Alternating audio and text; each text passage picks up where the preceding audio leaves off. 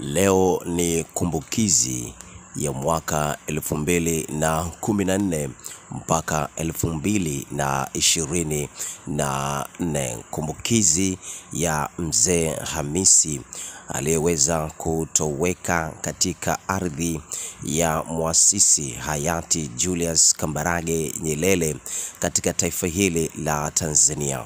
Mzee Hamisi aliyekuwa na umri wa miaka 25 tangu pale alipoweza kutoweka, si chini ya miaka 10 kutoka mwaka 2014 na mwaka 2024.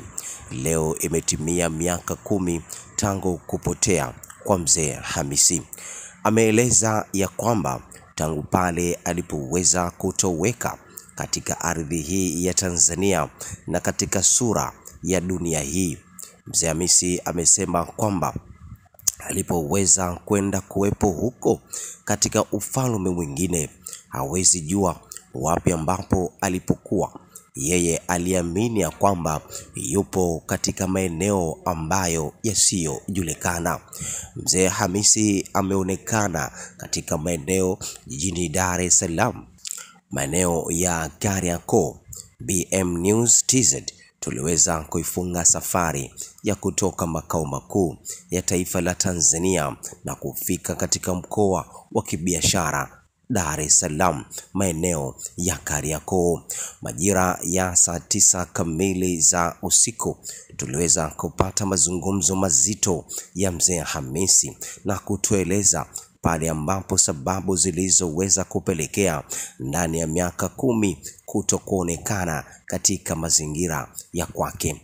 Mzee Hamisi alifunguka mengi kati ya yale ambayo aliyoweza kuyasema. Amesema kwamba yeye ana makazi yake na ni mkazi wa maeneo ya Vikindu, pembezoni kidogo mwa jiji la Dar es Salaam. Picha inayoonekana hapo ni msibani ambapo alipokuwa akiishi mzee Hamisi, na hilo ni jeneza ambalo lililokuwa akiwa amehifadhiwa humo na kupelekwa sasa katika makaburi. Baada ya sintofahamu kwa mzee Hamisi, kifo chake kilionekana kama ni kifo cha utata, lakini ilisemekana kwamba mzee Hamisi ametoweka dunia.